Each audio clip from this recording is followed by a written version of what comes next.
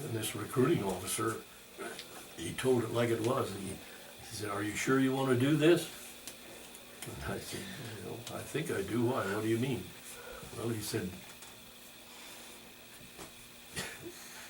he's the one that told me. He said that boot camp is going to make the one you just got out of like a picnic comparison. He said, "Are you sure you want to do this?" I said, "Yes, I do." He said, "Well, then you contact your folks." This is a story I want you to hear.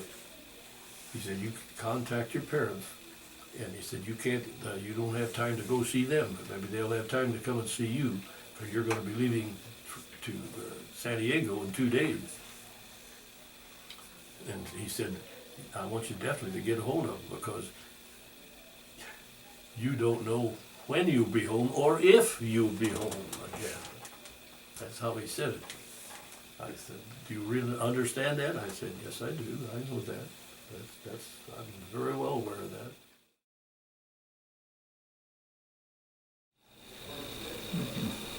I've made up my mind when I got in the Marine Corps that I was going to get home if it was in a box. And I was a stickler on identification. So I had a boot, I had a dog tag, like you see here, on both boots, and 2 around my neck. So I figured I would be identified. That's why I did it. That was a very vivid thing too, because when I went to this unit, they said that well, there's 2 of us that went, and they said, "You 2 are replacing 2 corpsmen that have been killed, and you've been picked because of your rate." I got to tell you something that happened. I think you'll get a kick out of this particular day. This is on Guam now. It started to rain about noon, and it just rained, as the term goes, cats and dogs, and it just kept raining all night long. And so what you do, each Marine has got what they call a shelter half in his backpack.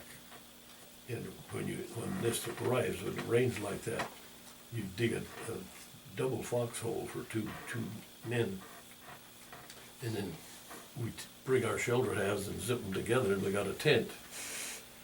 Well, we put the tent up over these 2 foxholes, but it was raining so bad it didn't. The only thing it done is to keep the rain out of our face.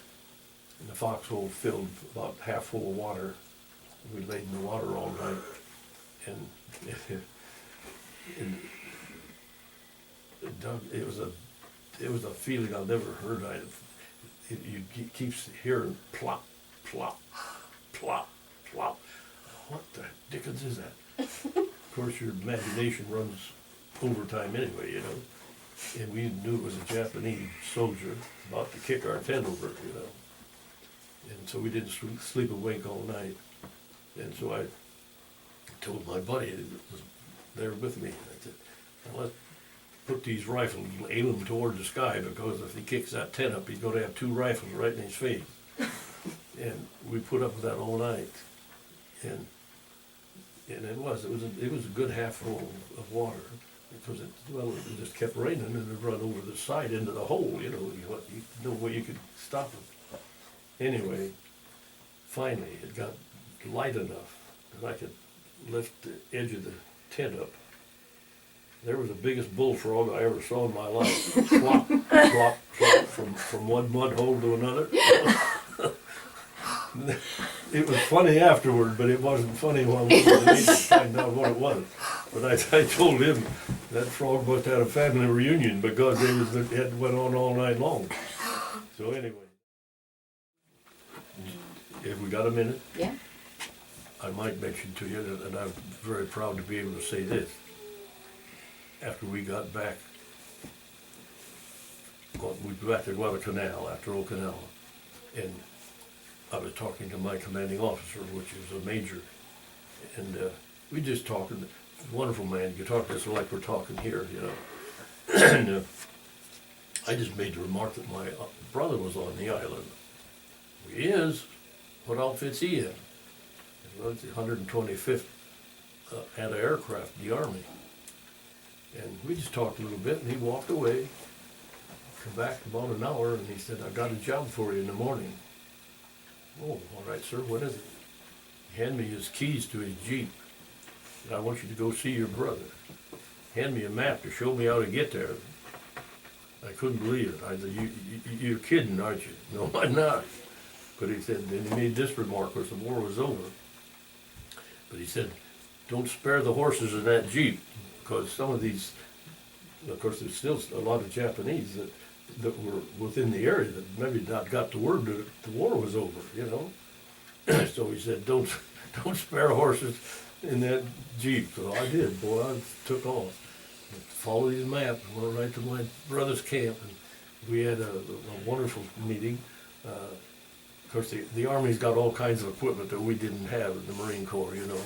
And I stopped and asked the guy where my brother was, and he always was up there in the mess hall eating pancakes. How they can carry all that stuff? Here was the mess hall all screened in and everything. They got trucks for the dozens that carries that stuff. Well, mine was a foxhole. And so, anyway, I went up there and I opened that screen door, and I saw him sitting there right on the end of the bench. And I just scooted him over. "Is any of that left for me, I suppose?" And if I'd have caught him, he'd have fell on the floor. You talk about shocked. He was shocked. Well, anyway, we spent the day. I wanted to be sure. I left about, I'd guess, 3:30, something like that, because I wanted to get back to my camp before it got dark. I wanted to see what was out there, you know. And so he came to my camp after that one time, and we spent the night. Of course, again, that was in a foxhole. But anyway, then of course that's the last I'd seen him. I left the island before he did, and I didn't see him till I got home then, after I was discharged. But that was wonderful, I'll tell you, to be able to meet your brother. Of course, I'm a town about the size of this as your town here, and boy, it got all over town that I met my brother, you know, and it was in all the papers, pictures and everything about the two of us meeting on Okinawa. And so when I got back, mainly my one sister, she had saved all of that for me, so I could see the articles. When we was through at Guam, we went back to Guadalcanal, and my commanding officer was a major, finest gentleman you ever met. He said, "I've got to send you back to the Navy. You're only supposed to be here with me 18 months. And I was way over it then already. And I said, "Oh my," I said, "is there another way I can get out?" He said, "Well, you've got two chances, that's all. You can go home for a 30-day leave and go back to the Navy, or you can go back in for another invasion with me. It's up to you." I said, "Well, will you get in trouble if you don't send me back in 18 months?" "Nah, no," he says, "I'll just say you got lost in the shuffle." So I said, "Well, then I'm going in again. I'm going to go in another invasion." I said, "These boys all know me by Doc. Everybody called me Doc." And I said, I don't know all of them, but they know me." And I said, I think they need me for one more." So that's when I went into Okinawa with them.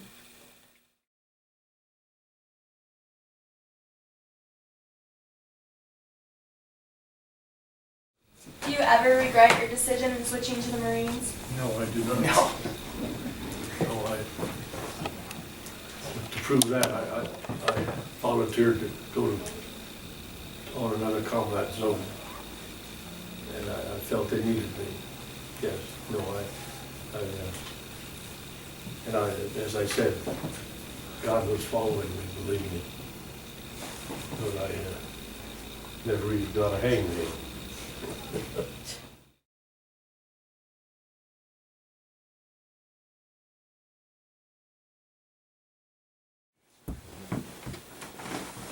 I'm going to read this to you. I can sum up my experiences this way. I wouldn't take anything for what I saw and learned, but I wouldn't give a dime for any more. I have never witnessed such cooperation among men and women not only in the Marine Corps, but also the Navy, Army, and those planes in the air. Now, to finish this, I am proud I can say I was a part of it and got back to tell the story.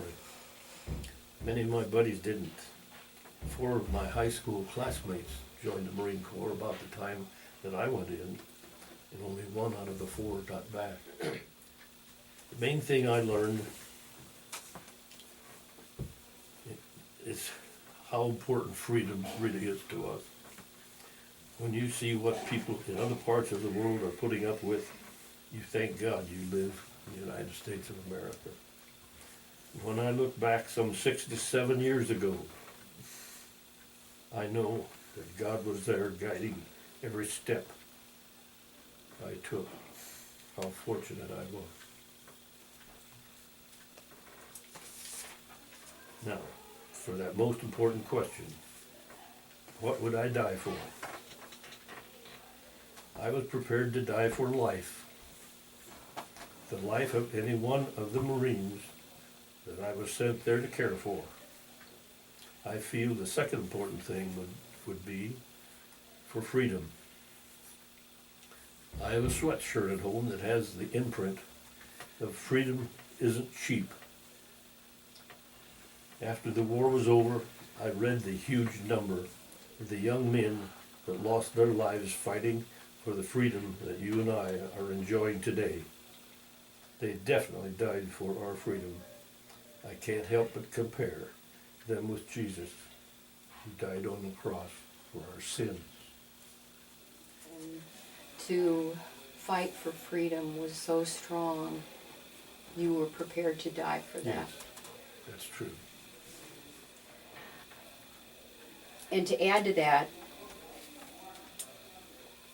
even in your darkest moments, and my dad had some very dark moments, as those fire was coming his way and he was bandaging up wounded men. It was a very dark time for him. But even in your darkest moments, I want you to know that God's faithfulness surrounds you. Are you listening to me? God's faithfulness surrounded my dad.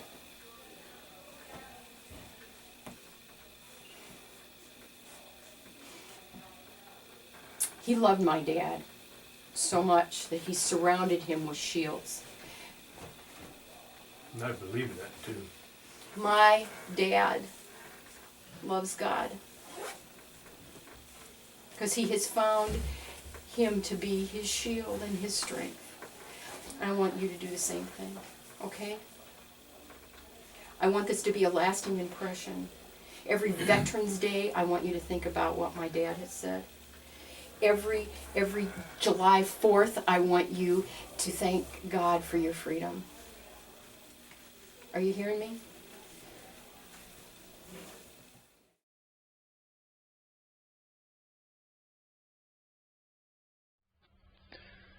Dave, Alice, and family, just wanted to express our sympathy for your loss, and but thank you for sharing Lewis with us one day a year with our kids at our school.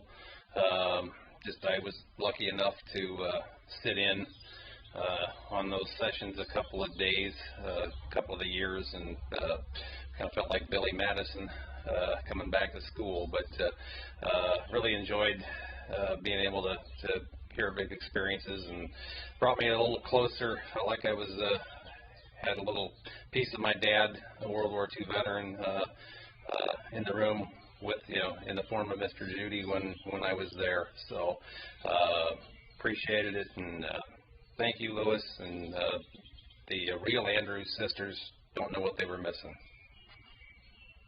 Hi everybody, I just wanted to give a huge thank you to Mr. Juday.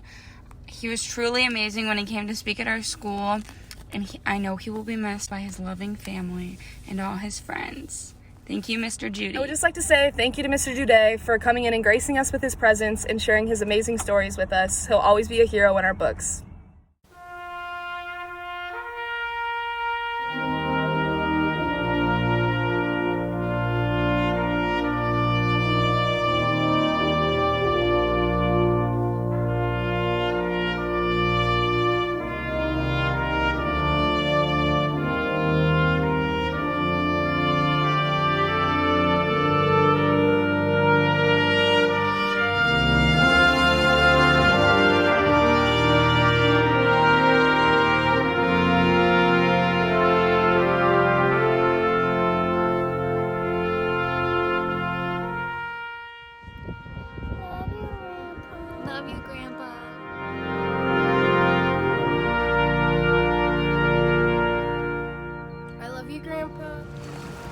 Thank you, Grandpa, for all that you sacrificed for us.